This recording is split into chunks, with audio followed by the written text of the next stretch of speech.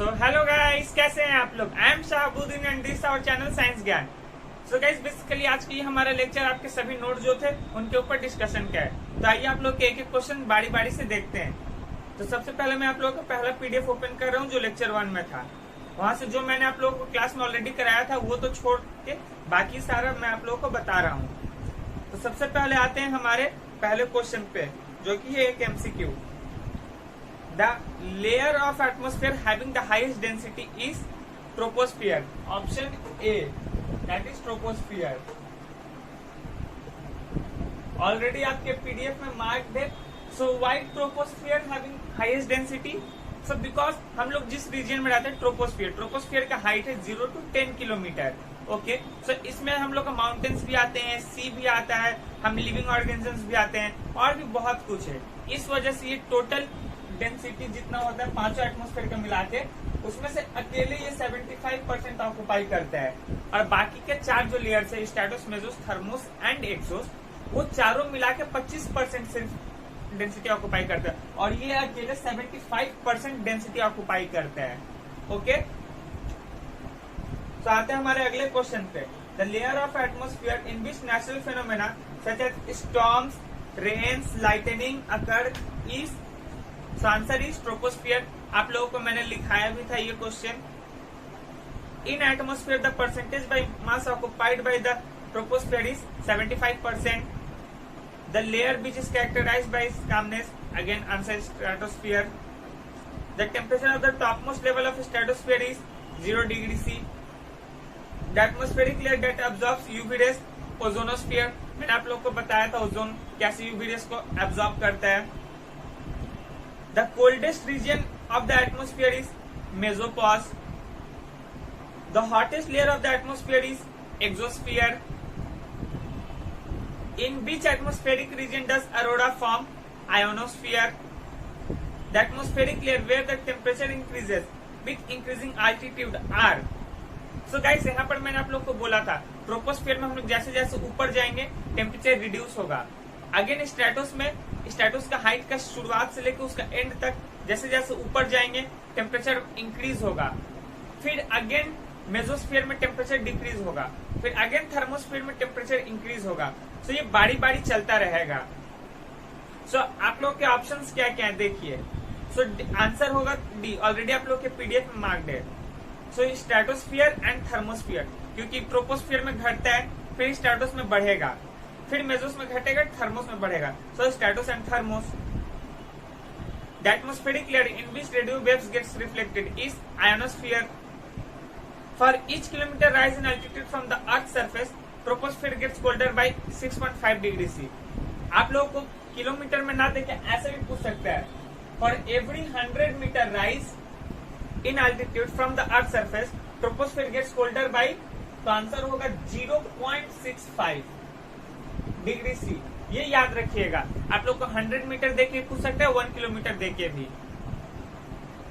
Heat reaches the earth surface from the sun by radiation. Artificial satellites and space stations are located at exosphere. Which layer of the atmosphere controls temperature and water cycle? Troposphere. अब आते हैं आपके question answer पे। At which part of troposphere the temperature is lowest? So answer is equatorial region में जो पाया जाता है tropopause near the equator. Actual में ट्रोपोपॉज बहुत रीजन में पाया जाता है, लेकिन जो ट्रोपोपॉज इक्वेटोरियल रीजन में बेसिकली पाया जाता है उसका ही टेम्परेचर -80 डिग्री सी होता है। और उसका next question, which part of atmosphere is the coldest? So mesosphere. यहाँ पर याद रखिएगा, पहले क्वेश्चन में आप लोगों से पूछा था कि पार्ट ऑफ ट्रोपोस्फियर मतलब कौन सा पार्ट ट्रोपोस्फियर का सबसे कोल्डेस्ट है। So answer tropopause. लेकिन अगला क्वेश्चन पूछा कि एटमॉस्फियर, कौन सा एटमॉस्फियर का part? So answer is mesosphere.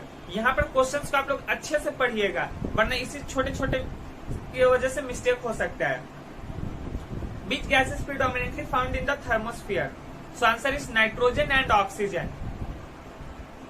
Temperature gradually decreases at a definite rate as you move up from the earth surface. What is this phenomenon called? So guys, basically मैंने बोला जैसे जैसे ऊपर जाते हैं टेम्परेचर घटता है धीरे धीरे, और ये फेनोमेना को क्या बोलते हैं? तो इसको लैप्स रेट बोलते हैं, normal lapse rate. Okay, What is the temperature at the upper end of troposphere? Minus 57 degrees C to minus 60 degrees C. Give an example of a gas which increases the temperature of the atmosphere. Carbon dioxide.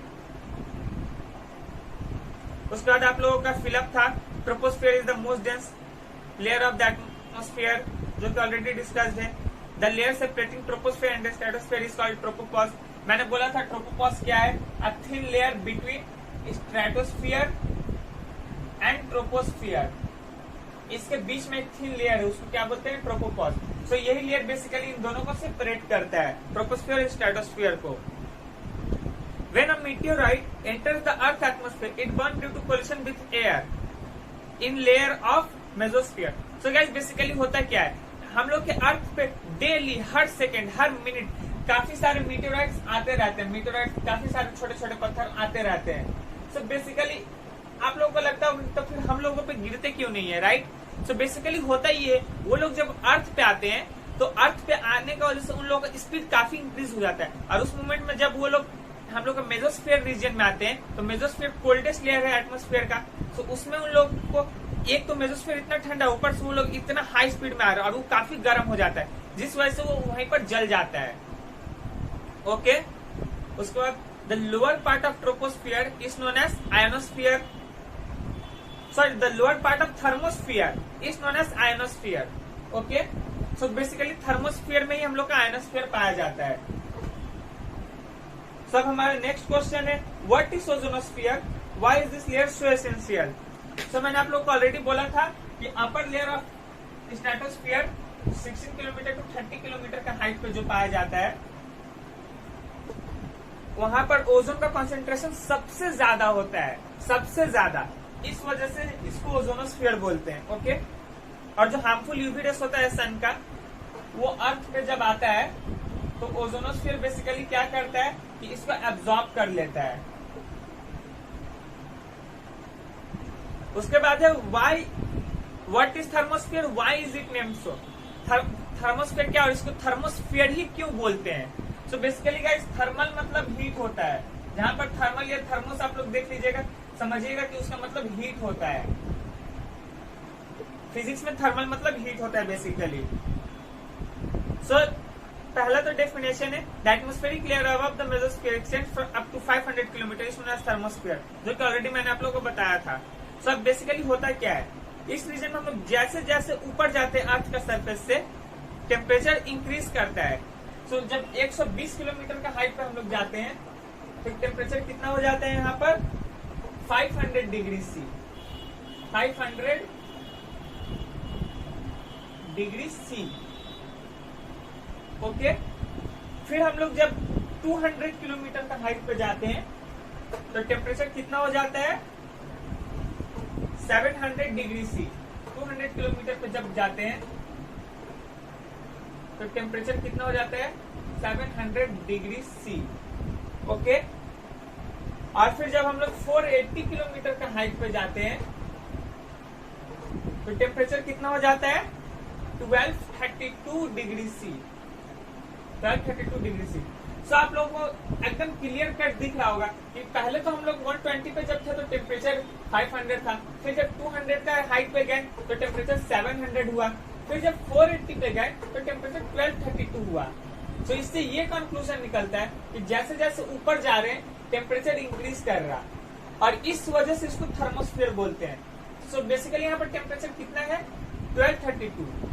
तो आप लोगों को मन में आ रहा होगा कि हम लोग स्ट्रेटोस्फीयर की जगह ही थर्मोस्फीयर बोल देते हैं. सो नहीं, बेसिकली ये रीजन में जो इतना टेम्परेचर है ये सबसे ज्यादा है. स्ट्रेटोस्फीयर में इतना हाई टेम्परेचर नहीं पाया जाता. स्ट्रेटोस्फीयर में भी जैसे जैसे ऊपर जाते हैं टेम्परेचर बढ़ता है, लेकिन थर्मोस्फीयर में काफी ज्यादा टेम्परेचर है, इसलिए इसको थर्मोस्फीयर ही बोलते हैं. उसके बाद हमारा क्वेश्चन है, what is ionosphere, why is it named so. So basically पहला तो डेफिनेशन है, the lower layer of thermosphere having height 80 kilometre to 400 kilometre is known as ionosphere. और ये रीजन में बेसिकली हम लोग का क्या क्या पाया जाता है, आपका नाइट्रोजन और oxygen, nitrogen and oxygen. Okay. तो बेसिकली ये रीजन में हम लोग का नाइट्रोजन और ऑक्सीजन पाया जाता है. और जब जो रेडिएशन होता है सन का, cosmic radiation, X ray, gamma ray, ये सब जब आते हैं अर्थ पे तो वो लोग क्या करते हैं, इन सभी को तोड़ देते हैं, ऑक्सीजन नाइट्रोजन। ऑक्सीजन हम लोग का बेसिकली ये O2 है तो इसको तोड़ देगा, ठीक है, इसको तोड़ के O+O में बना देगा। ऑलरेडी आप लोग को मैंने बताया था ये लेक्चर 2 में, हाउ इज ओजोन फॉर्म में। सो O+O में तोड़ देगा, जिस वजह से ये रीजन क्या होता है, एटॉमिक आयंस और फ्री इलेक्ट्रॉन्स कंटेन करता है। Okay, free electrons means oxygen का इलेक्ट्रॉन वगैरह जो रहता है, ऑक्सीजन का लास्ट सेल में कितना इलेक्ट्रॉन रहता है, 6 इलेक्ट्रॉन। तो बेसिकली ये रीजन में आयंस तब बन जाता है। आयंस मतलब कोई पॉजिटिव चार्ज के साथ चल जाता है, कोई नेगेटिव चार्ज के साथ, और इस वजह से हम लोगों का फ्री इलेक्ट्रॉन्स वगैरह भी इसमें पाया जाता है। लेकिन फ्री इलेक्ट्रॉन से ज्यादा आयंस के फॉर्म में गैसेस को पाया जाता है, इसलिए इसको आयनोस्फीयर बोलते हैं। होप आप लोगों को क्लियर रहा होगा। अब आते हैं हमारे लेक्चर 2 के पीडीएफ पे। तो सबसे पहले आप लोग को पॉइंट्स 2 पे नोटेड लिखाया था, फिर हाउ इज ओजोन फॉर्म, ये सब। अब आते हैं आपके एमसीक्यू वगैरह से। The compound responsible for the depression of ozone layer, chlorofluorocarbon, जिसको CFC भी बोलते हैं। Okay, which oxide of nitrogen emitted from the supersonic jet plane causes depletion of ozone layer. So answer NO, nitric oxide. CFC dissociate in the presence of UV rays to produce active chlorine atom. यहाँ पर एकदम अच्छे से याद रखिएगा CFC। CFC मतलब chlorofluorocarbon, उसमें chlorine भी है, फ्लोरीन भी है और कार्बन भी है। लेकिन वो जब टूटता है तो सिर्फ और सिर्फ क्लोरीन एटम बनता है, एक्टिव क्लोरीन एटम। ओके, उसके बाद बीच ऑक्साइड ये तो हो चुका। फिर आते हैं the concentration of ozone in ionosphere is about 10 parts पर मिलियन। ppm मतलब पार्ट्स पर मिलियन, पार्ट्स पर मिलियन। पार्ट्स पर मिलियन मीन्स बेसिकली 1 मिलियन में कितना पार्ट। सो 1 मिलियन में 10 पार्ट। ओके, 10 ppm मतलब 1 मिलियन में 10 पार्ट। फिर which of the following is a green house gas, again O3, ozone. अब आप लोग बोलेंगे ओजोन तो ग्रीन हाउस गैस कैसे हो सकता है। सो मैं आप लोगों को बताऊंगा, क्वेश्चन आने दीजिए, ये इंटरेस्टिंग टॉपिक है। Which of the following is not a green house gas, so answer is NO2। अब आप लोग को यहाँ पर ये याद रखना है कि NO2 तो ग्रीन हाउस गैस नहीं है, लेकिन NO and N2O, basically nitric oxide and nitrous oxide, ये दो गैसेस हम लोगों के ग्रीन हाउस गैस है। बट NO2 जो है वो ग्रीन हाउस गैस नहीं है। एग्जाम में बेसिकली ये क्वेश्चन काफी कॉमनली देखा जाता है। सो ये आप लोग यहाँ पर अच्छे से देखिएगा कि नाइट्रोजन डाइऑक्साइड जो है वो ग्रीन हाउस गैस नहीं है। The contribution of CO2 towards greenhouse effect is almost 50%. Naturally, ozone is produced due to reaction between, मैंने आप लोगों को रिएक्शन कराया था O2 plus H nu। सो क्या बना था हम लोग का 2 ऑक्सीजन एटम। सो किससे किससे मिलकर बना, ऑक्सीजन और सनलाइट, ये दो चीज से मिलकर बना। सो यूवी रेस भी बोल सकते हैं आप लोग। सो ऑक्सीजन और यूवी रेस से मिलके क्या बना, हम लोग का ओजोन बनता है, क्योंकि ये तो और आगे रिएक्शन करेगा। फिर what is the percentage of ozone gas found in the atmosphere is present in ozonosphere. So 90%, इसलिए ओजोनोस्फियर इसी रीजन में, और भी रीजन में ओजोन पाया जाता है, लेकिन 90% जो है टोटल का वो सिर्फ हम लोग के स्ट्रेटोस्फियर में पाया जाता है, 16 किलोमीटर से लेकर 30 किलोमीटर का हाइट पे। उसके बाद how are UV rays harmful to the eyes, मैंने आप लोग को ऑलरेडी बताया था।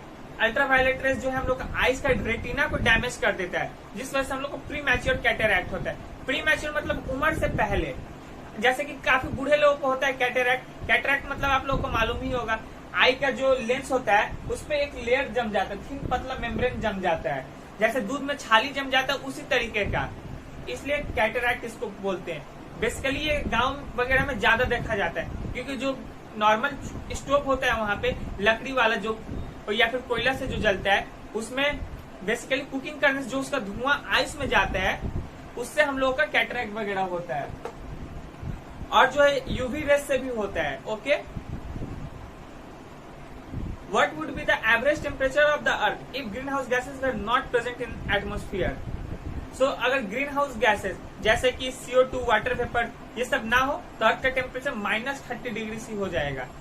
ओके, इसलिए ग्रीन हाउस गैसेस का होना बहुत जरूरी है, क्योंकि उतना लो टेम्परेचर अगर रहता तो कभी ह्यूमन सिविलाइजेशन सस्टेन ही नहीं कर पाता। What is the average temperature of the earth due to the presence of greenhouse gases? Greenhouse gases का प्रेजेंस की वजह से अर्थ का एवरेज टेम्परेचर कितना है? सो वो 15 degree C. Name some man-made chemical substances which are responsible for ozone layer depletion. Chlorofluorocarbon and oxides of nitrogen such as NO and NO2 are mainly responsible for ozone depletion. Okay? अब आप लोग बोलेंगे NO2 यहाँ पर क्यों आ रहा है? सो basically यहाँ पर ये नहीं बोला जा रहा है ग्रीन हाउस गैस, यहाँ पर बोला जा रहा है ओजोन का डिप्लेशन, मतलब ओजोन का तोड़ने में, ओजोन को कम करने में किसका सबसे बड़ा हाथ है। ओके, तो कंफ्यूज मत होना। फिर what is the unit used to measure concentration of ozonosphere. ये क्वेश्चंस आप लोग के एग्जाम में आते हैं जनरली, तो आंसर होगा डॉब्सन। अब आते हैं आप लोगों के क्वेश्चन आंसर्स पे, long question answer basically 2 marks के। Discuss the natural causes that destroys the ozone layer, how is the amount of ozone gas maintained in ozone layer. So basically यहाँ पर बोला गया है कि नेचुरल कॉजेज बताइए जिससे ओजोन लेयर हम लोग का डिस्ट्रॉय होता है। ठीक है, सो बेसिकली जो हम लोग का ओजोन मॉलिक्यूल स्ट्रेटोस्फीयर में वो टूटना ऑलरेडी शुरू हो जाता है जब ओजोन बनता है। ठीक है, यूवी रेज जो होता है काफी ज्यादा बड़ा वेवलेंथ का, मतलब हायर इंटेंसिटी भी आप लोग इसको बोल सकते हैं, काफी ज्यादा हाई पावर वाला। ओके, लेकिन वेवलेंथ ही एग्जाम में लिखेगा, समझाने के लिए मैं जस्ट बोल रहा हूँ। ठीक है, सो जो ओजोन है उसका फॉर्मेशन के साथ ही वो टूटना शुरू हो जाता है, क्योंकि O3 बना, O3 पे अगेन हाई वेवलेंथ, मतलब बहुत ज्यादा हाई पावर का सन रेस गिरेगा तो अगेन O3 टूटेगा। क्योंकि मान लीजिए एक रस्सी है, वो अगर 2 किलो का वजन बर्दाश्त कर सकता है और उसमें अगर हम 10 किलो का कुछ वेट टांग देंगे तो रस्सी तो ऑटोमेटिकली टूटेगा। इस तरीके से तो फिर यहाँ पर जनरली होता क्या है, O3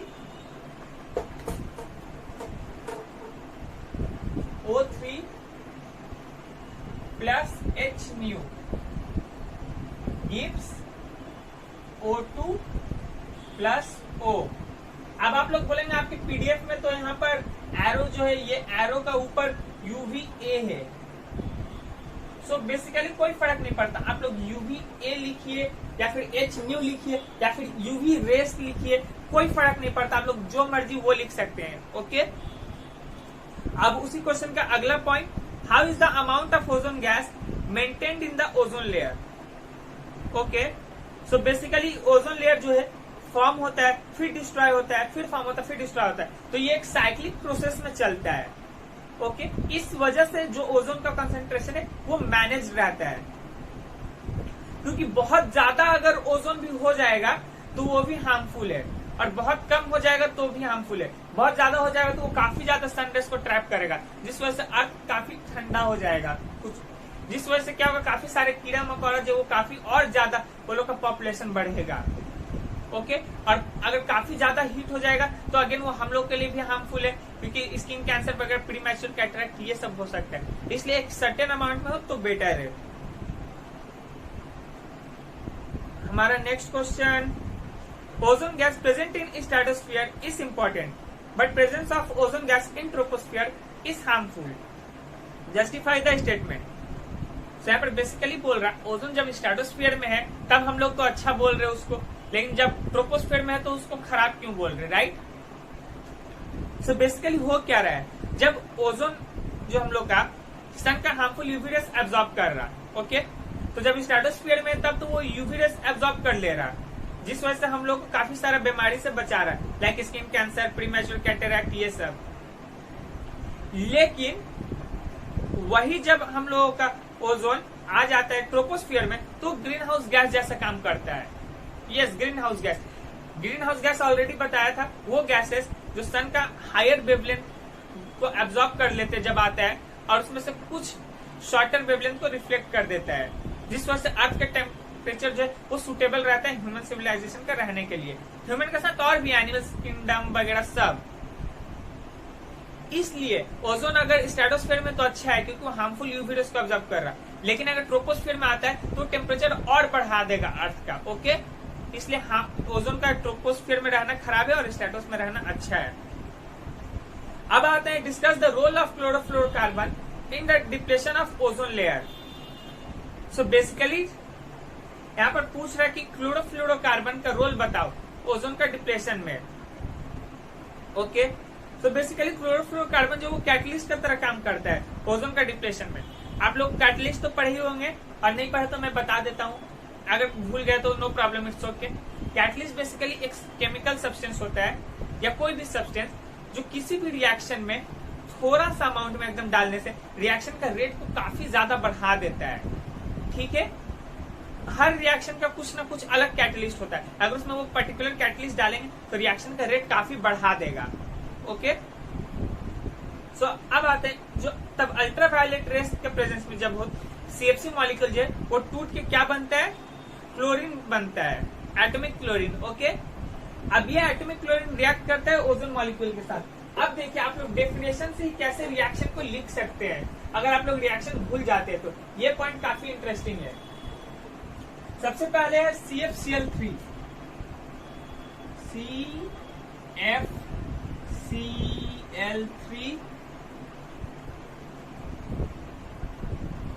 UV ray, okay, gives CFCl2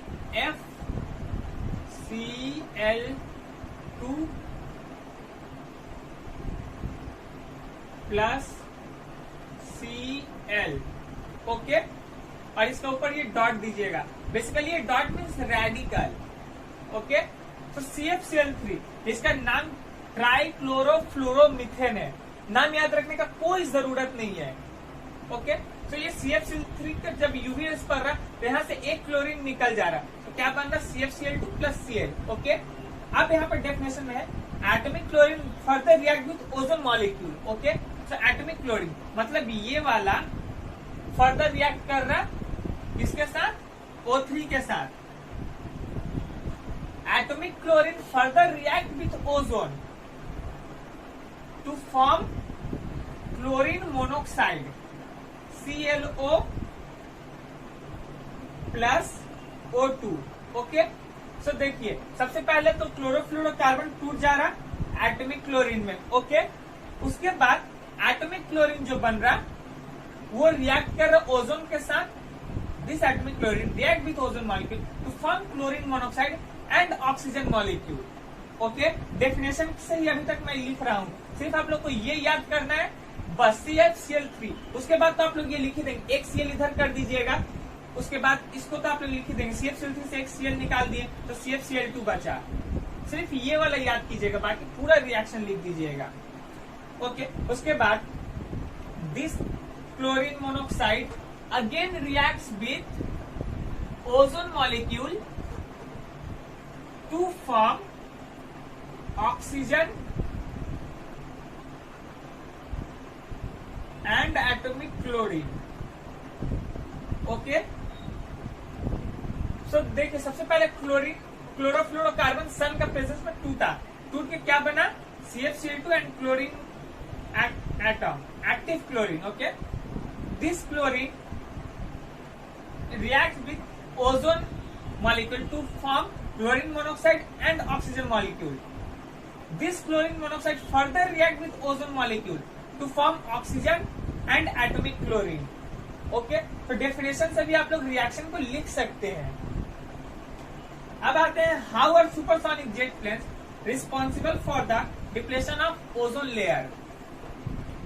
तो basically supersonic jet plane, already मैंने आप लोग को बताया था, jet planes fly through stratosphere, generally jet plane या नॉर्मल प्लेन स्ट्रेटोस्फीयर में फ्लाई करता है।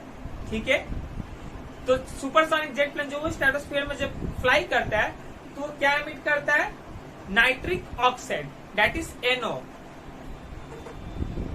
ठीक है, supersonic jet planes fly through stratosphere and emits nitric oxide, that is NO. Okay, nitric oxide reacts with ozone molecule. अब ये जो nitric oxide ये जेट प्लेन निकाल रहा किससे रिएक्ट कर रहा, ओजोन मॉलिक्यूल के साथ, to form nitrogen dioxide NO2 and oxygen molecule. Okay, up to this clear. उसके बाद on the other hand stratosphere, ozone molecules are decomposed by UV rays, okay, to produce atomic oxygen. Thus the amount of NO never decreases and causes gradual destruction of ozone molecule. This results in depletion of ozone layer. So basically nitric oxide जो वो emit कर रहा, पहले तो ozone के साथ react कर रहा, रिएक्ट करके नाइट्रोजन डाइऑक्साइड बना रहा, and this nitrogen dioxide and oxygen बना रहा, and this nitrogen dioxide again reacts with atomic oxygen to give nitric oxide and oxygen molecule. Okay, so basically ये नाइट्रिक ऑक्साइड जो है हम लोग का जब जेट प्लेन स्ट्रेटोस्फीयर से फ्लाई कर रहा है, स्ट्रेटोस्फीयर से फ्लाई करने के दौरान ये नाइट्रिक ऑक्साइड रिलीज कर रहा है. ये नाइट्रिक ऑक्साइड ओजोन के साथ, दैट इज O3 के साथ रिएक्ट करके NO2 और O2 बना दे रहा है. सो O3 का तो कंसेंट्रेशन यहाँ पर रिड्यूस हो जा रहा. ओके, सो और उसके बाद ये जो नाइट्रिक डाइऑक्साइड है फर्दर रिएक्ट कर रहा है ऑक्सीजन एटम के साथ, जिस वजह से नाइट्रिक ऑक्साइड और ऑक्सीजन मॉलिक्यूल बन रहा. इसी कारण से ओजोन का कंसंट्रेशन कम होता है, क्योंकि हम लोग का ओजोन को तो ये नाइट्रिक ऑक्साइड तोड़ दे रहा, इसलिए हम लोग को जेट प्लेन वगैरह जो है इतना हम लोग के लिए हार्मफुल है, ओजोन को डिप्लीट कर रहा है. इसलिए काफी सारे ऑटो व्हीकल कंपनी जो है, ऑटोमोबाइल कंपनी, ये सब काम कर रहे हैं अभी इलेक्ट्रिक प्लेन्स पे, इलेक्ट्रिक जेट प्लेन, ताकि फ्यूल का कंजम्पशन कम हो, जिस वजह से ओजोन डिप्लेशन को कंट्रोल किया जा सके. अब है ग्रीन हाउस इफेक्ट. ये मैंने आप लोग को ऑलरेडी पढ़ा रखा था. Some gases like CO2, CH4, CFC, N2O, O3 etc. prevent the heat of the sun to escape from Earth's atmosphere. As a result, Earth's atmosphere remains warm and suitable for living. This phenomena is known as greenhouse effect. Basically जो gases है CO2, CH4, CFC, N2O, O3, ये सब green house gas है. NO2 green house gas नहीं है, याद रखिएगा. N2O और NO ग्रीन हाउस गैस है. सो CO2, CH4, CFC etc. ये सब जो ग्रीन हाउस गैसेस है, ये सब जो गैसेस है क्या करता है कि सन का जो रेस आता है, सबसे पहले तो उसमें से हार्मफुल रेडिएशन एब्जॉर्ब कर लेता है हम लोग का ओजोन. उसके बाद जो उसका हीट वेव्स आता है, बचा हुआ हीट वेव, उसको हम लोग का green house gases like CH4, CFC, N2O ये सब एब्जॉर्ब कर ले रहा, और रिफ्लेक्ट जो कर रहा है वो उससे कम रिफ्लेक्ट कर रहा है, और उसका हायर कुछ एब्जॉर्ब कर ले रहा है, जिस वजह से अर्थ का एटमोस्फेयर वार्म रह रहा है. आप लोगों को एग्जांपल के लिए मैं समझाना चाहता हूँ कि कहीं पर आप लोग के घर में पानी गिर गया, आप लोग उसको पोछा उस पर रखे, ठीक है, वो सारा पानी एब्जॉर्ब कर लिया. ठीक ग्रीन हाउस गैसेस भी यही कर रहा है, सब एब्जॉर्ब कर लिया. अब आप लोग उसको जब वापस ले जाइएगा, ले जाकर उसको स्क्वीज कीजिएगा, वो पोछा को स्क्वीज कीजिएगा. ओके, उसमें से पानी निकल जाएगा, लेकिन वो ड्राई तो नहीं होगा, वो पोछा ऑलरेडी भीगा रहेगा. ठीक है, यही फिनोमेना यहाँ पे हो रहा. सन का जो गर्मी है वो ग्रीन हाउस गैसेस एब्जॉर्ब कर रहा, ठीक है, और रिफ्लेक्ट कर रहा है उसमें से कुछ अमाउंट को, एकदम कम वेवलेंथ का, जिस वजह से अर्थ का एटमोस्फेयर वार्म रह रहा. ओके, अब आते हैं green house gases. What are green house gases? Some gases in the atmosphere absorb radiation of comparatively greater wavelength from the earth surface and reflect back the remaining radiation to keep the earth's atmosphere warm. These are known as greenhouse gases. Again वही, actual में green house effect और green house gases के definition almost same है, थोड़ा सा difference मिलेगा आप लोगों को.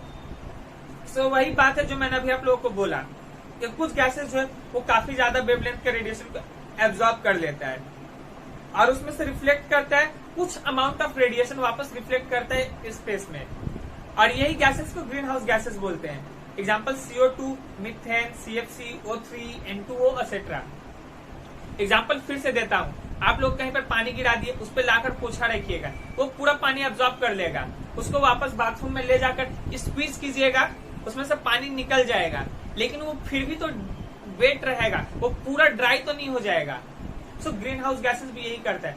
सन का वेवलेंथ तो हायर वेवलेंथ को एब्जॉर्ब करता है, ठीक है, उसमें से कुछ अमाउंट ऑफ रिलीज कर देता है जो कम वेवलेंथ का होता है, लेकिन वो ऑलरेडी एब्जॉर्ब किए रहता है, जिस वजह से अर्थ का एटमोस्फियर वार्म रहता है। उसके बाद है measures to control green house gas और ग्रीन हाउस इफेक्ट। तो कैसे हम लोग इसको कंट्रोल कर सकते हैं? सबसे पहले हम लोगों को फॉसिल फ्यूल का कंजम्पशन कम करना होगा, क्योंकि रिसेंट डेट में जितना गर्मी पड़ रहा है, आज से 100 साल पहले इतना गर्मी नहीं होता था। बेसिकली ये सब हो रहा है पॉल्यूशन की वजह से। पॉल्यूशन क्यों एमिट हो रहा है हम इतना एटमोस्फियर में?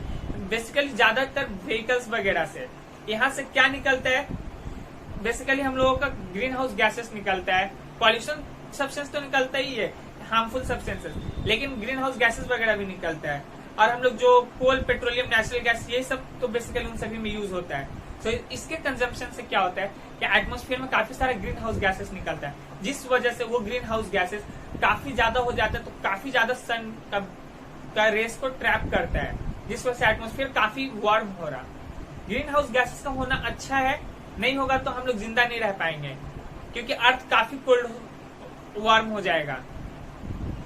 ओके, लेकिन प्रॉब्लम ये है कि ज्यादा अमाउंट में होना भी सही नहीं है।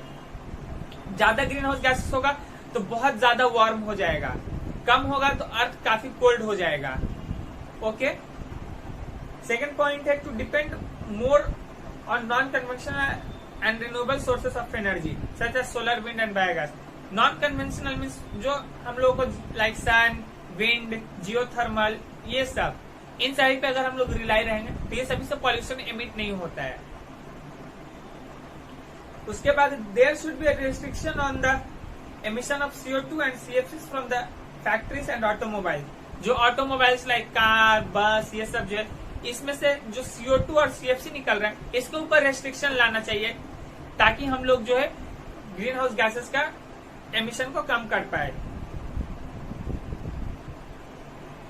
ओके, तो अब आप लोगों के लास्ट PDF में आते हैं। लास्ट में था आप लोगों का among petrol, diesel, kerosene, LPG which one has the highest calorific value. So LPG, आप लोगों के इस नोट्स के लास्ट पेज में मैंने एक चार्ट दिया था। उस चार्ट को बेसिकली आप लोगों को डेटा याद नहीं करना, सिर्फ ये देखिएगा किससे ज्यादा कैलोरीफिक वैल्यू है, ये माइंड में रखिएगा, क्योंकि आप लोग के एग्जाम में जनरली यही सब क्वेश्चन आते हैं। 3-4 फ्यूल्स का नाम दे देगा, जैसे ये MCQ में, और पूछेगा which one has highest calorific value या फिर which one has least calorific value. So आप लोग को ऐसे लिखना है। नेक्स्ट क्वेश्चन है which of the following represent the correct order with respect to the corresponding calorific value. So answer is hydrogen has the highest calorific value. मैंने आप लोग को बोला था, इसलिए देखिए आप लोग, कोल सबसे कम, फिर उससे ज्यादा डीजल, फिर उससे ज्यादा कैलोरीफिक वैल्यू LPG, फिर हाइड्रोजन। LPG का कैलोरीफिक वैल्यू 50,000 जूल होता है, 50,000, और हाइड्रोजन का 150 किलो जूल पर ग्राम होता है। ओके, और इसका यूनिट 10,000 जूल पर केजी होता है। सो 1 केजी अगर हम लोग LPG को जलाते हैं तो हम लोग को कितना निकलता है? 50,000 जूल एनर्जी मिलता है, लेकिन वहीं 1 ग्राम हम लोग सिर्फ हाइड्रोजन को जलाते हैं तो 150 किलो जूल मिलता है। So hydrogen has the highest calorific value. उसके बाद आता है हमारा LPG। Okay, which of the following is a fossil fuel. So ये हम लोग को ऑलरेडी पता है, coal, petroleum, natural gas, this are the fossil fuels. फिर which of the following element is the major constituents of solar cells. तो silicon, तो basically जो उसका पैनल होता है, आप लोग देखेंगे वो जो ब्लैक कलर का स्क्वायरिश सा पैनल होता है, ऐसे सोलर पैनल होता है, उसमें ये ऐसे स्ट्राइप्स रहता है, देखे होंगे। तो ये जो सोलर पैनल है, बेसिकली ये जो इसका ऊपर का ये जो है, ये बनता सिलिकॉन से है। Okay, the major sources of energy which meets our daily demand is fossil fuel, obvious सा बात है, हम लोग फॉसिल फ्यूल पर काफी ज्यादा डिपेंडेंट है, ऑलमोस्ट सारा व्हीकल फॉसिल फ्यूल पर चल रहा है, इसलिए हम लोग का फॉसिल फ्यूल पर डिपेंडेंसी सबसे ज्यादा है। तो यहाँ पर भी वही है, the major source of energy between our daily demand fossil fuel. Solar energy gets converted into electrical energy in a or an photovoltaic cell. Okay, so basically ये जो सिलिकॉन का पैनल होता है, ये जो सिलिकॉन का पैनल है, इसमें फोटोवोल्टिक सेल लगाया जाता है। ये फोटोवोल्टिक सेल क्या करता है कि जो सन का फोटॉन्स होता है उसको अपने पास ट्रैप करता है और उसको इलेक्ट्रिकल एनर्जी में कन्वर्ट करता है। ये फोटोवोल्टिक सेल इसका अंदर जो पैनल में होता है, ठीक है, सोलर एनर्जी को एब्जॉर्ब करता है और उसको ये इलेक्ट्रिकल एनर्जी में कन्वर्ट करता है।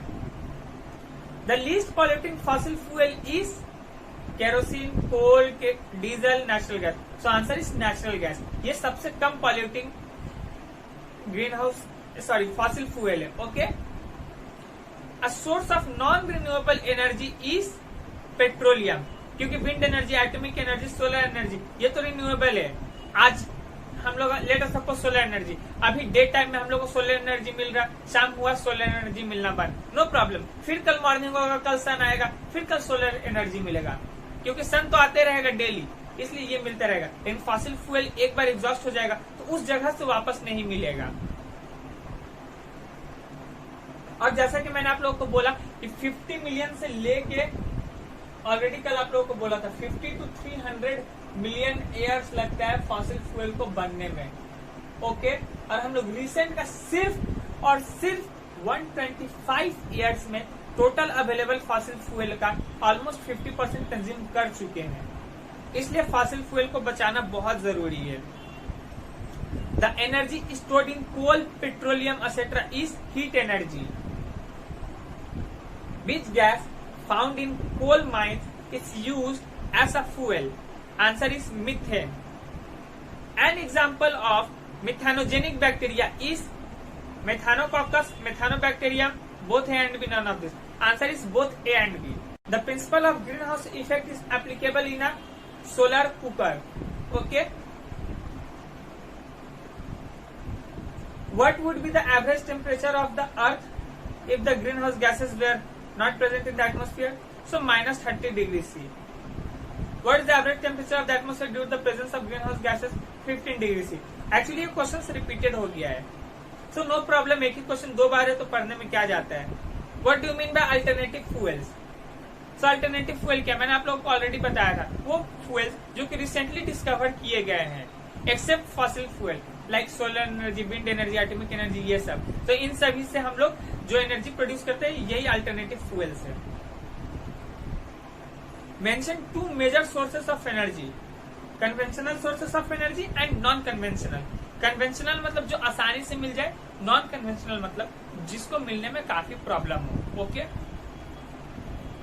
Name 2 conventional and renewable sources of energy, hydel power and biomass.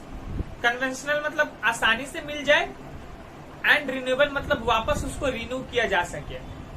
So answer is hydel power and biomass. उसका name a conventional and non renewable source of energy, मतलब आसानी से तो मिल जाए लेकिन रिन्यू ना किया जा सके, खत्म हो जाए तो वो वापस नहीं मिलेगा। So answer is fossil fuel such as coal. यहाँ पर एक पूछा है, लेकिन कोल, पेट्रोल, नेचुरल गैस ये सभी हो सकते हैं। Name 2 non conventional and renewable sources of energy. Non conventional मतलब जो आसानी से ना मिले लेकिन रिन्यू किया जा सके बार बार। So answer is solar energy, tidal energy. हाँ, सोलर एनर्जी नॉन कन्वेंशनल क्यों है? क्योंकि काफी सारे रीजन में, लाइक स्विट्जरलैंड, वो कितना कोल्ड रीजन है, वहां पर तो बेसिकली बर्फ ही गिरता है थ्रू आउट द ईयर, सिर्फ कुछ ही टाइम होता है जब सन दिखाई देता है, इसलिए वहां पर सोलर एनर्जी यूज नहीं किया जा सकता। टाइडल एनर्जी, जो रीजन लैंड लॉक्ड है, लेट अस सपोज हम लोग के इंडिया में उत्तर प्रदेश, बिहार, ये सब रीजन जो है हम लोग के लैंड लॉक्ड है, लेकिन वहीं कोई और रीजन लाइक वेस्ट बंगाल, महाराष्ट्र, ये सभी तो सी के साइड में है। सो जो रीजन समुद्र के पास होगा वहीं से टाइडल एनर्जी मिलेगा ना। टाइडल एनर्जी मतलब जो कि पानी का वेव्स आता है, वहां पर टरबाइन लगा देता है लोग, वो जब टकराता है उस टरबाइन से तो टरबाइन घूमता है, जिस वजह से एनर्जी प्रोड्यूस होता है। मैंने आप लोग को ऑलरेडी कल ये बता रखा था। So non-conventional and renewable, solar energy, tidal energy. What do you mean by global warming? Already बता दिया था. The phenomena of gradual increase of earth temperature due to greenhouse effect is known as global warming. Name to non-conventional and non-renewable sources of energy. Non-conventional मतलब आसानी से ना मिले and non-renewable मतलब वापस रिन्यू ना किया जा सके. So जियोथर्मल और एटॉमिक. ओके. और हाँ, आप लोगों में से कुछ लोगों को अगर लग रहा है कि मैं काफी फास्ट बोल रहा हूँ, तो YouTube पे प्लेबैक स्पीड का एक सेक्शन होता है. वहां पर जब आप लोग क्लिक कीजिएगा प्लेबैक स्पीड में, तो वहां से आप लोग मेरे स्पीड को 0.75 पे भी कर सकते हैं, जिस वजह से मैं काफी फास्ट बोल रहा हूँ, लेकिन उस स्पीड में आप लोगों को लगेगा कि मैं स्लो बोल रहा हूँ. Okay. Which fuel has the highest calorific value? Answer is hydrogen. Already बताया था 150 किलो जूल पर ग्राम. इस डेटा को याद रखना है. फिर why do pipelines of natural gas gets block? जो नेचुरल गैस का पाइपलाइन होता है, जमीन के नीचे से बिछाया जाता है, वो ब्लॉक क्यों हो जाता है? तो बेसिकली उसमें मीथेन हाइड्रेट फॉर्म हो जाता है. मीथेन हाइड्रेट मैंने बताया था कि क्रिस्टलाइन सॉलिड सब्सटेंस है, जिसका फॉर्मूला होता है 4CH4.23H2O. तो मीथेन हाइड्रेट एक क्रिस्टलाइन सॉलिड है जो कि आइस का लैटिस का तरह दिखता है. इसमें मीथेन मॉलिक्यूल ट्रैप्ड रहता है. तो ये फॉर्म हो जाता है, ये क्रिस्टलाइन सब्सटेंस, जिस वजह से जो ये गैस का पाइपलाइन होता है, ये पाइपलाइन है, तो यहाँ पर जगह जगह पर अगर ये फॉर्म हो जाएगा तो ये पाइपलाइन ब्लॉक हो जाता है नेचुरल गैस का. So next, the gas trapped in coal mine is a potential source of energy. Name the gas, why it is called fire damp. So again methane, coal mines में basically methane पाया जाता है. अब देखिए, it forms an explosive mixture with air and often causes fire in coal mine. So this gas is named as fire dam. Methane को fire dam भी बोलते हैं. ओके. ये एक्चुअल में एक्सप्लोसिव मिक्सचर है, जब हवा में ये मिल जाता है, और ये कभी कभी आग भी वहां पर लगा देता है कोल माइंस में, जिस वजह से इसको फायर डैम बोलते हैं. How is electricity produce in solar cells? तो सोलर सेल में एनर्जी कैसे प्रोड्यूस होता है? सो बेसिकली फोटॉन्स, जिसको मैंने आप लोग को ऑलरेडी बोला था H न्यू. ओके. इससे डिनोट किया जाता है बेसिकली एक फोटोन को. सो फोटोन जो है ठीक है, सनलाइट में जो होता है, वो अगर इंसिडेंट करे कोई भी सरफेस पे, कोई भी सरफेस से यहाँ पर मतलब है हम लोगों का सेमीकंडक्टर सच एज सिलिकॉन, क्योंकि सोलर पैनल जो है, सोलर पैनल ये जो है, ये हम लोगों का सिलिकॉन से बना हुआ है. ठीक है. इस पे जो सन का पार्टिकल है H न्यू, ये सिलिकॉन का पैनल है. ठीक है. यहाँ पर लिख दे रहा हूँ, सिलिकॉन सेमीकंडक्टर है. ठीक है. यहाँ पर ये H न्यू आके गिर रहा. ओके. तो ये जब H न्यू आके गिर रहा, तो यहाँ से जो इलेक्ट्रॉन्स है वो एक्साइटेड हो जा रहे और वो फ्री हो जा रहे. तो यहाँ पर जो इलेक्ट्रॉन्स है वो एक्साइटेड होकर निकल रहे और इधर उधर जा रहे, इधर उधर जा रहे. ठीक है. इधर उधर भाग रहे बेसिकली, जिस वजह से इन फ्री इलेक्ट्रॉन्स की वजह से इलेक्ट्रिसिटी यहाँ पर जनरेट हो रहा. अब आता है व्हाट इज जियोथर्मल एनर्जी. मैंने ऑलरेडी आप लोग को ये कल बता रखा था, लेकिन फिर एक बार एक्सप्लेन कर रहा हूँ, क्योंकि this are the very important question जो कि आप लोग के एग्जाम्स में आते हैं. जो रीजन, वो रीजन जहाँ पर ज्वालामुखी पाया जाता है, ठीक है, वहां पर जमीन के नीचे जो पत्थर होते हैं वो हीटेड रहते हैं. ठीक है. दिखाई दे रहा होगा आप लोगों को, वो हीटेड रहते हैं. तो जब इन गर्म पत्थरों के बीच से पानी को भेजा जाता है, तो क्या होता है, जनरली ये पानी गर्म हो जाता है. और हम लोग जब पानी को गर्म करते हैं घर में, तो उसमें से भाप निकलता है, जिसको वेपर बोलते हैं. तो यहाँ पर भी वही होता है. जब ये पानी को इन पत्थरों से गुजारा जाता है, तो यहाँ पर वेपर रिलीज होता है. पानी तो गर्म होता है प्लस वेपर रिलीज होता है. और ये वेपर जो अब निकल रहे हैं यहाँ पर, इन वेपर को यहाँ पर टरबाइन लगा दिया जाता है. यहाँ पर जनरली टरबाइन लगा दिया जाता है. ठीक है. और जब ये वेपर निकलते तो इसका प्रेशर इतना ज्यादा होता है कि ये टरबाइन को ब्लेड को घुमाते हैं. और जब ये टरबाइन का ब्लेड रोटेट करता है, तब हम लोगों को एनर्जी प्रोड्यूस होता है, जिसको हम लोग जियोथर्मल एनर्जी बोलते हैं. अब है टाइडल एनर्जी. मैंने ऑलरेडी आप लोग को बोला टाइड्स, जिसको लहर भी बोलते हैं, ठीक है। ये जब समुद्र पे आता है, समुद्र किनारे, ये एक रीजियन है, ठीक है। Late us suppose this is a region, okay.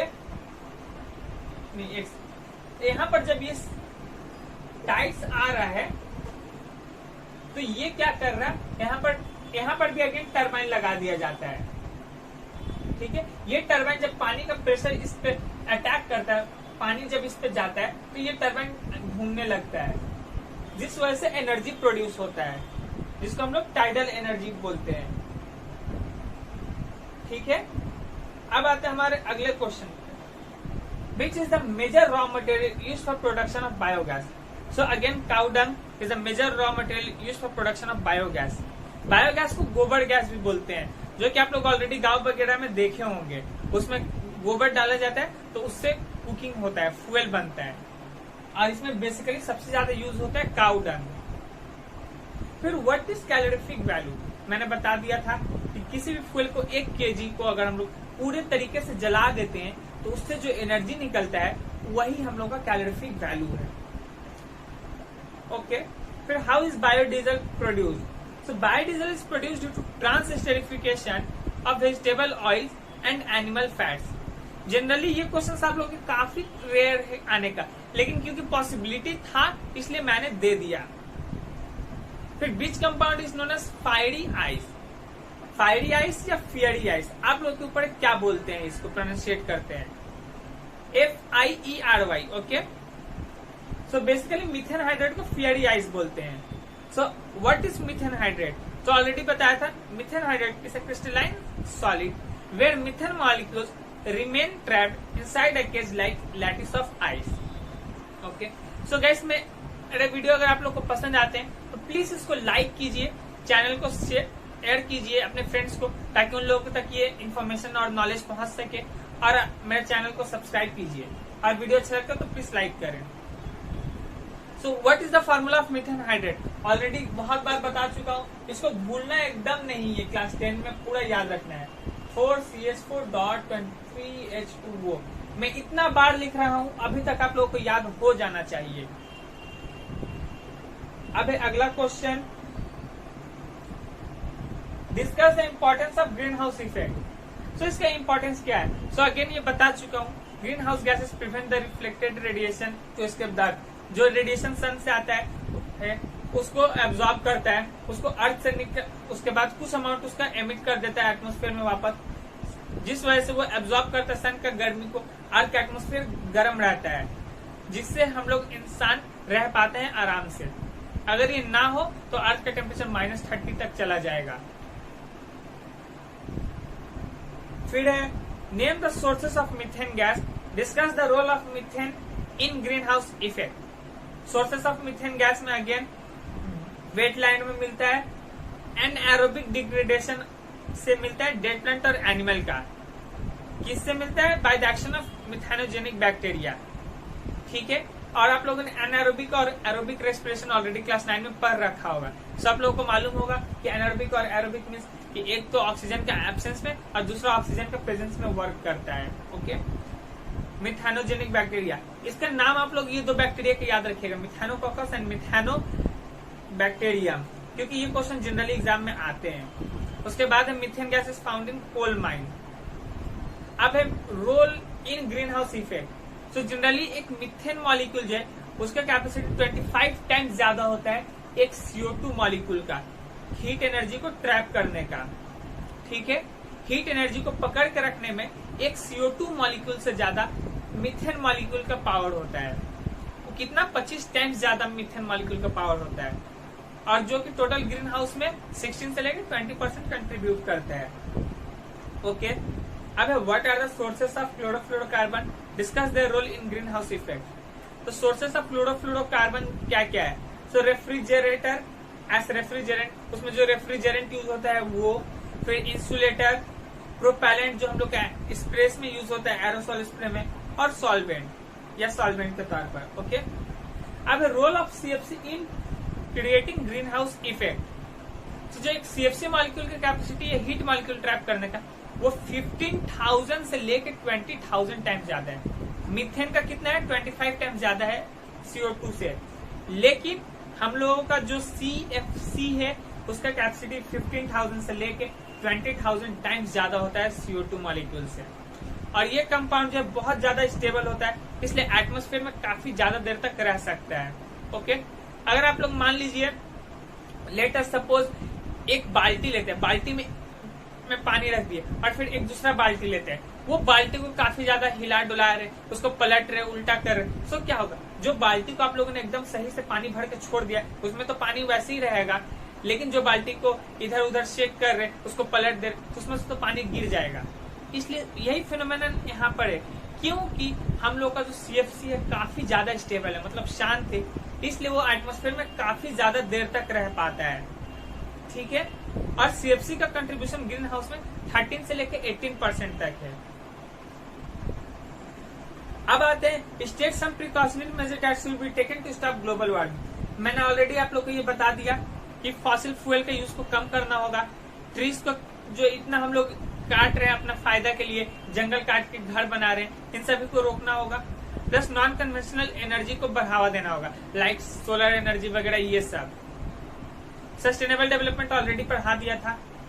Sustainable development में हम लोग रिसोर्सेज को यूज तो कर रहे हैं, लेकिन एक सही हिसाब से, कंट्रोल तरीके से, ताकि हम लोग का आज का जरूरत पूरा हो सके, प्लस जो आने वाला फ्यूचर जनरेशन है उसका भी जरूरत को पूरा किया जा सके। फिर what is fossil fuel, already आप लोगों को पता होगा फॉसिल फ्यूल क्या है। Generally fossil fuels are the natural form by action of geothermal temperature, जमीन के नीचे जो ग्राउंड में दबा रहता है उसका टेम्परेचर की वजह से, pressure, bacterial degradation dead plant का, और एनिमल जो उसके नीचे दबा पड़ा रह जाता है अर्थ का, उन सभी का वजह से फॉसिल फ्यूल बनता है। मेजर फॉसिल फ्यूल क्या है, coal, petrol, natural gas etcetera. What do you mean by non-renewable sources of energy? The exhaustible sources of energy which cannot be renewed are called non-renewable sources of energy. Okay, so basically renewable, non-renewable है क्या? The exhaustible sources of energy, ठीक है, जो एक बार खत्म हो जाए उसको दोबारा हम लोग रीयूज ना कर सके, वो बेसिकली हम लोग का नॉन कन्वेंशनल है। आप लोग बना के भी लिख सकते हैं, जैसे कि अभी मैंने बोला, यहाँ पर क्या लिखा हुआ है कि the exhaustible sources of energy which cannot be renewed are called conventional sources of energy. This has been used as the major sources of energy till date, okay, and are on the verge of extension. So आप ये भी definition लिख सकते हैं, या फिर लिख सकते हैं कि the exhaustible sources of energy which cannot be renewed after exhausted are called non conventional sources, non renewable sources of energy. ये आप लोगों के ऊपर है क्या लिखते हैं। Example coal, petrol, natural gas, ये सब। फिर what are the renewable sources of energy, the sources of energy which are discovered recently and are inexhaustible, मतलब वो एनर्जी जो कि हाल ही में खोजा गया हो कुछ सालों के दौरान और वो वापस रिन्यू किया जा सके, उन्हें non conventional sources of energy बोलते हैं।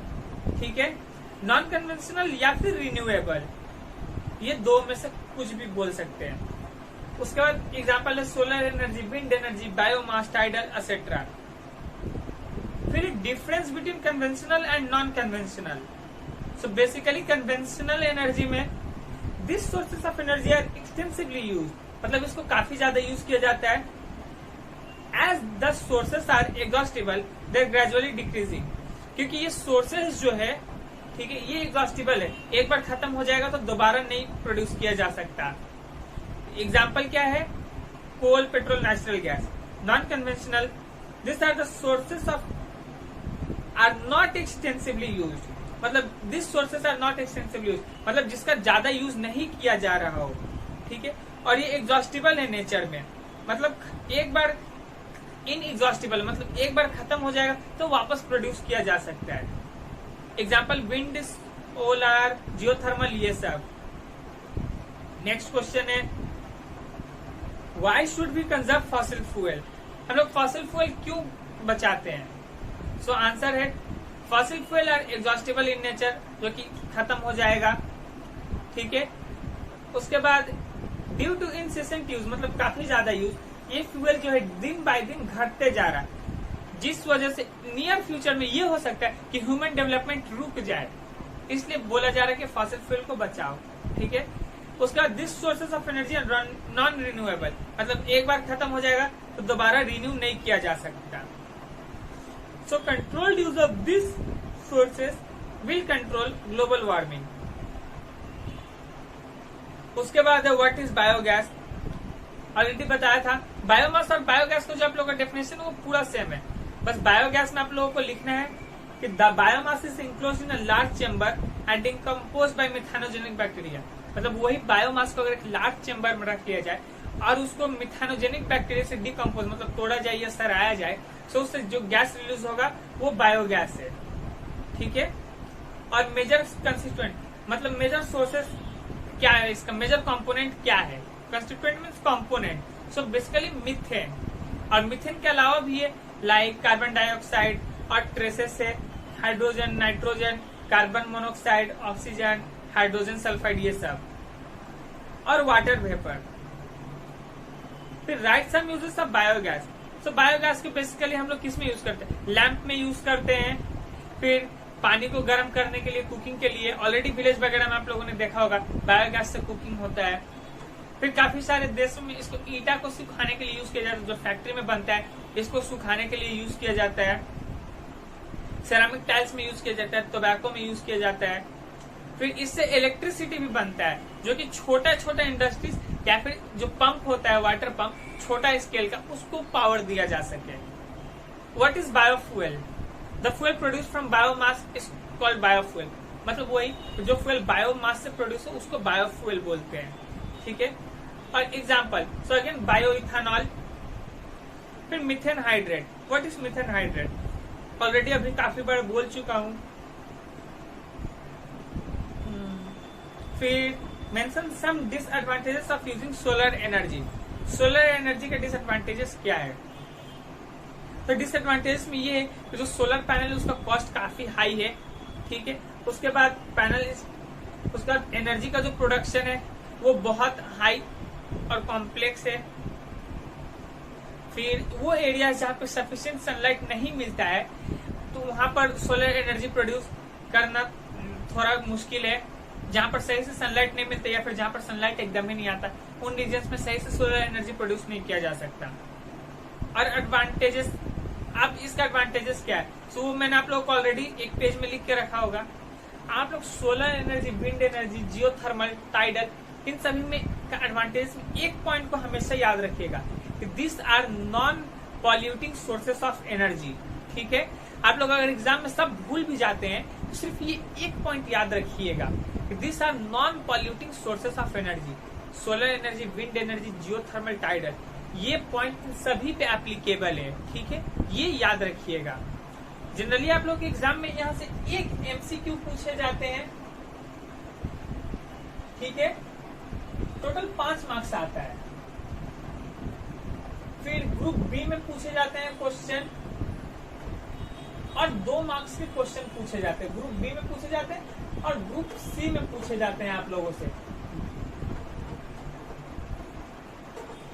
ग्रुप बी और ग्रुप सी, ठीक है, टोटल 5 मार्क्स आते हैं। एक एमसीक्यू आता है, फिर ग्रुप बी में आप लोगों से पूछे जाते हैं 2 क्वेश्चन और फिर आप लोगों से ग्रुप सी में 1 क्वेश्चन पूछा जाता है 2 मार्क्स का।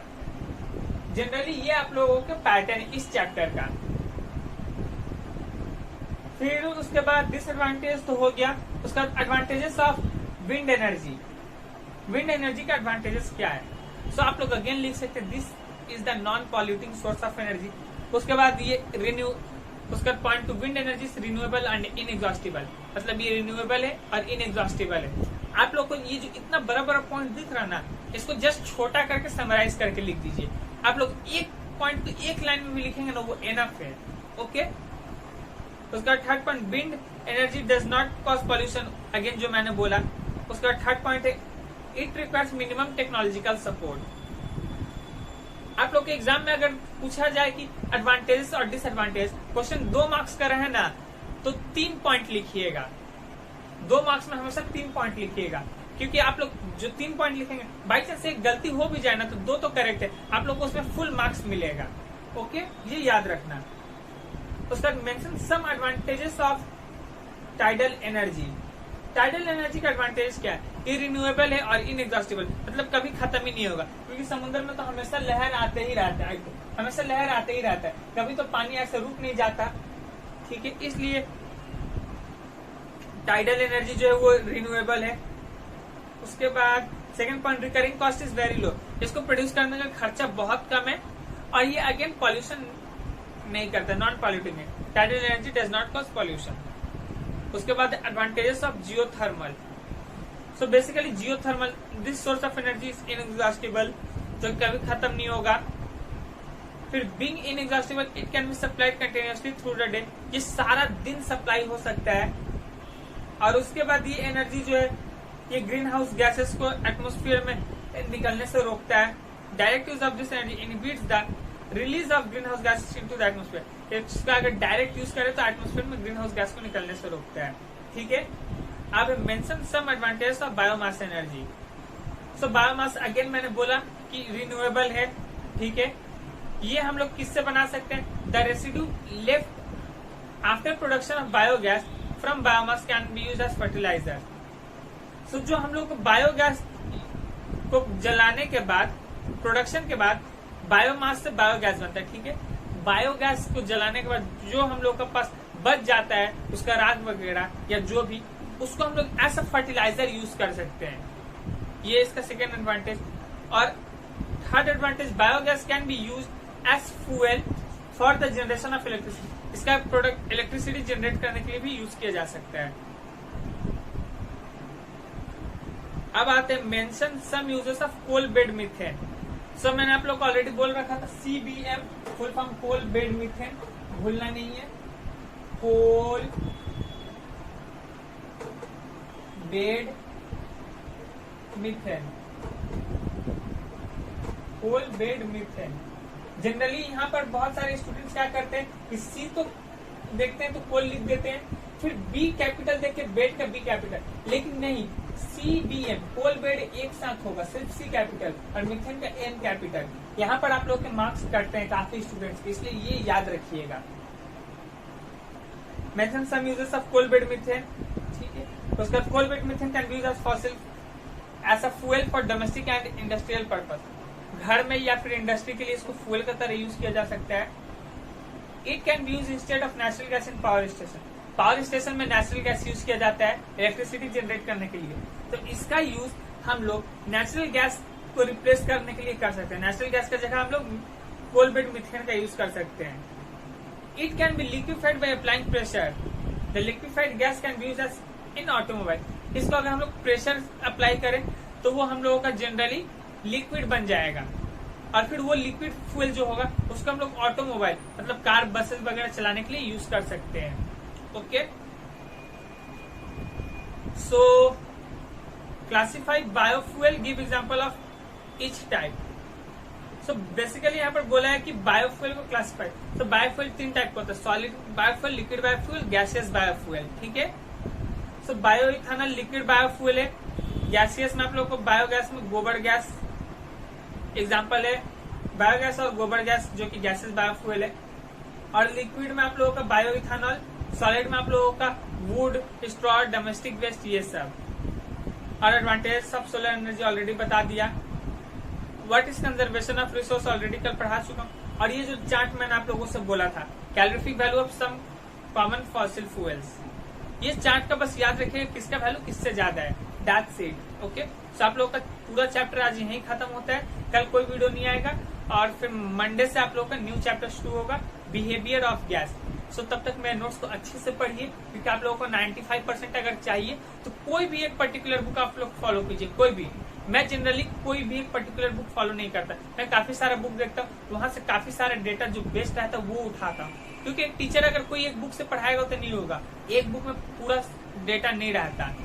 और जो टीचर पूरा एक बुक से सिर्फ पढ़ाए वो टीचर का जनरली काफी सारा नोट्स नहीं आता है एग्जाम में, क्योंकि एक बुक में सफिशिएंट डेटा नहीं होता। लेकिन आप लोग स्टूडेंट है, उतना सारा बुक्स तो पढ़ नहीं सकते, इसलिए मैं काफी सारे बुक्स का डेटा कंपाइल करके आप लोगों के सामने रख रहा हूँ। अब आप लोगों का काम है, कोई भी एक पर्टिकुलर बुक जो भी हो, हमको फर्क नहीं पड़ता, आप लोग वो पढ़िए और मेरे नोट्स पढ़िए, आप लोग के 95 आने ही आने हैं। ओके, अगर लेक्चर अच्छा लगा तो प्लीज लाइक करें, चैनल को सब्सक्राइब करें, इसे ज्यादा से ज्यादा अपने दोस्तों को शेयर करें।